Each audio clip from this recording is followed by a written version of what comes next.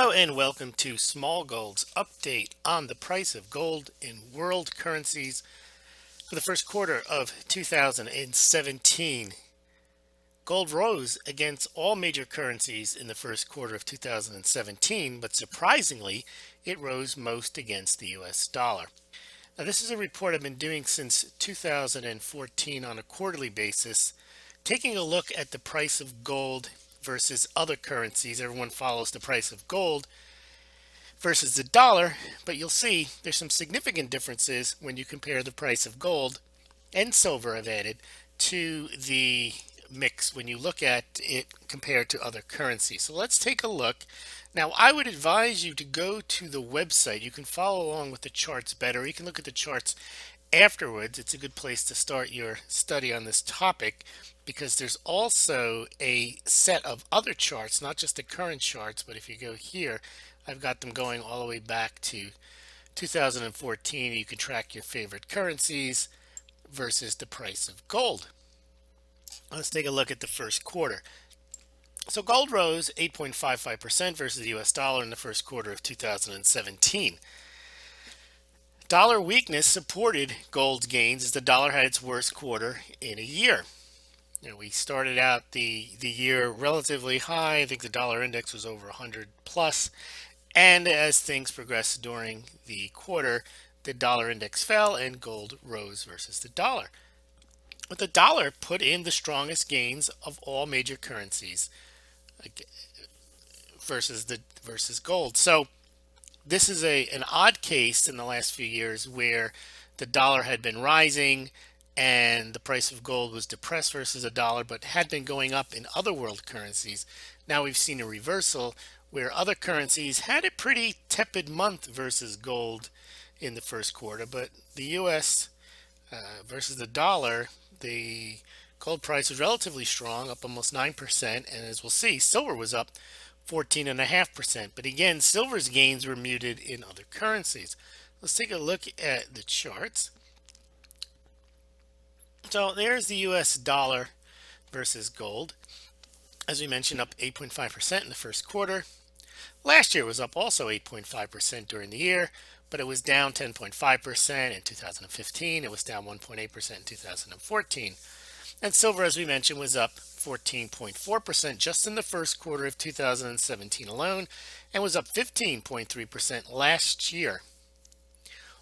Another point to note is the first quarter, historically, at least in the last 10 years, has been a pretty strong month for gold, irrespective of where it finishes out the year.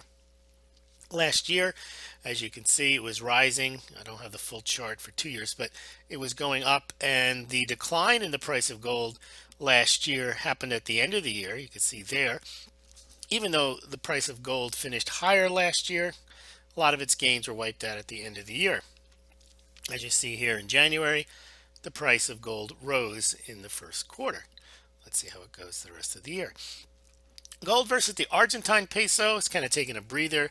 It was up 37% in 32% in 2016, 37% in 2015, 31% in 2014, and it was only up 5% in the first quarter. And Argentina, as you know, has inflation issues and a very weak peso, and that's a place where you're far better off holding your savings out of the Argentine peso, either recently in the dollar or in gold. Silver was up nearly 41% in 2016.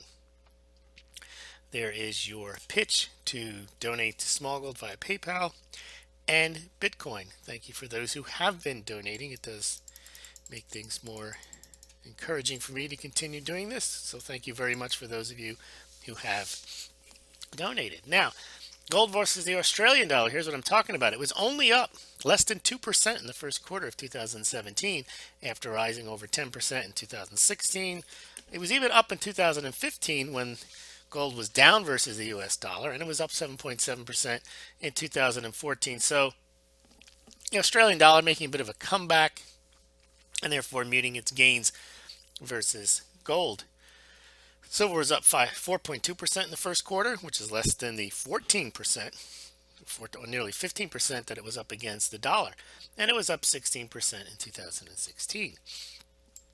Take a look at the Brazilian real. Again, you can see these charts much better on the website. There's a link below. You go to Smaulgld.com. You can see these charts a lot better. Gold versus the Brazilian real. Again, another currency that saw tremendous gains in 2015 when there was a political crisis. The Brazilian real has recovered a bit. So gold was only up 4% in the first quarter of 2017.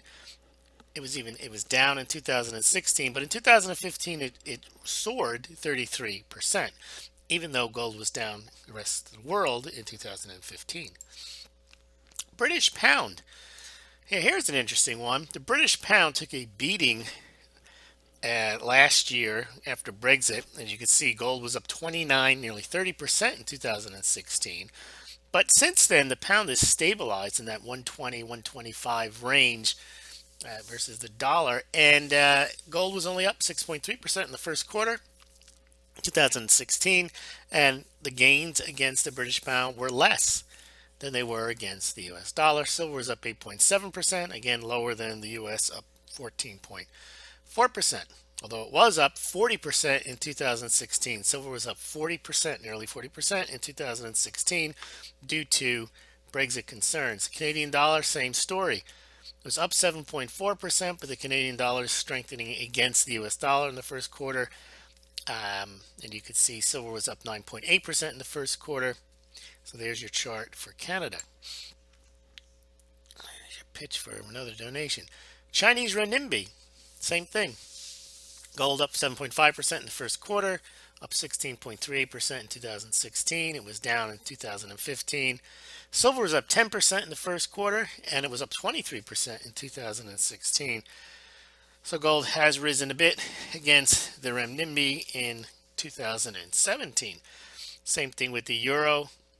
Gains are about the same as they were in the pound. The euro and the pound have been kind of tracking since they both got hit last year. Both have been depressed versus the dollar, but again rose in the last 6 months versus the dollar, especially the last 3, as the dollar started to fall as Trump took the presidency in January. Silver was up nearly 20% in 2016 and has been up nearly 9% in the first quarter of 2017.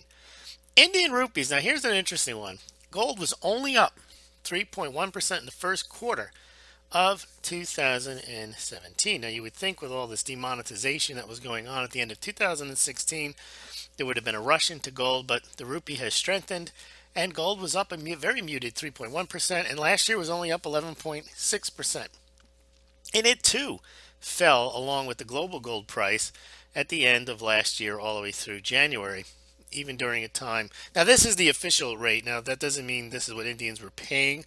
I would suspect in this period right here when they demonetized, it was probably a very strong black market for gold. The price was higher, but these are the official rates that are reported, and it looks like the rupee has somehow managed to weather the storm, even though I would have thought it had severely damaged its confidence level by recalling 86%, 88% of all the then notes in circulation and asking people to redeem them. But the Indian rupee seems to be carrying on, and gold not doing as well as I would have expected to do against the Indian rupee.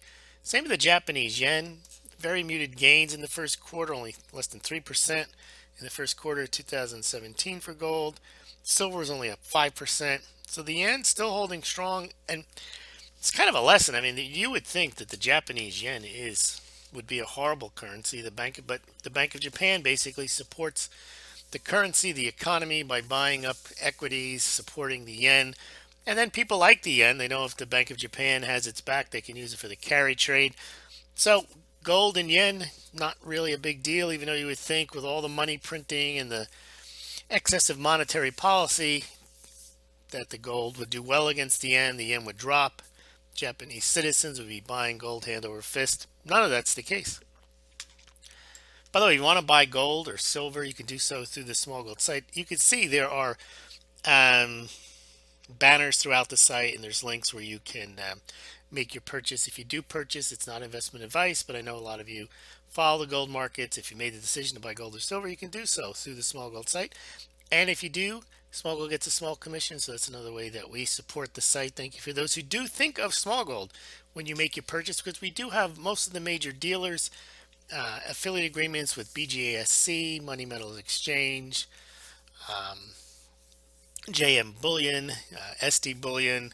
So you can definitely find the bullion dealer that you're used to working with and purchase through Smaulgld links. And Golden Eagle coin, there's the other one. What's next on our list? The Russian ruble. Gold didn't do very well against the ruble. Now, Russia has been having difficulties the past 3 years with sanctions, lower prices of oil, but the Russian economy has come back with the kind of stabilization of the oil price, the increase off the bottom of the oil price. And so gold was actually down in rubles in the first quarter of 2017. So that's another reason why Russia has not slowed its gold purchases. Why? Well, it buys its gold from its domestic suppliers in rubles. Why not?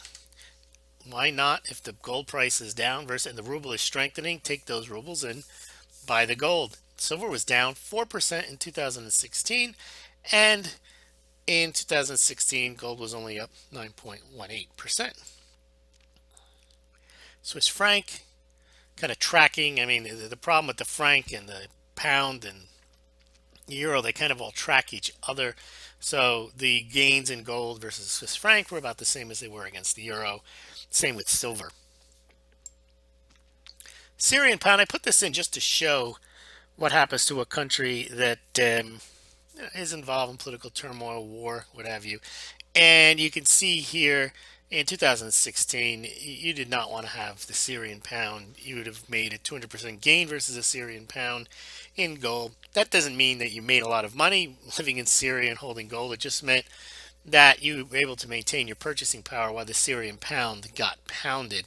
And it was up again 8% in the first quarter of 2017.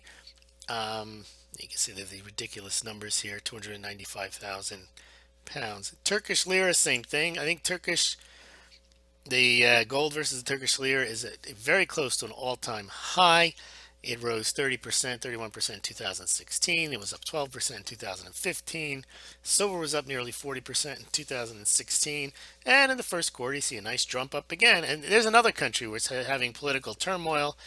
You've got issues going on over there, fights with the EU, internal issues, terrorism, and so on. And so there is. Now, here's a case where we know that the Turks will buy gold, unlike the Japanese, it seems, and they will make imports, and they will definitely buy larger amounts of gold because they know that the Turkish lira is under pressure. And you can see this is the country where if you bought gold and held gold over the last few years, you definitely made out much better than if you were holding on to Turkish lira. Same with the Ukraine, herein. Here's a bonus chart, gold versus the Zimbabwe dollar. Now, this looks like a relatively stable chart, but the Zimbabwe dollar went through its hyperinflation, and since then it kind of is plodded along as a currency. That about does it.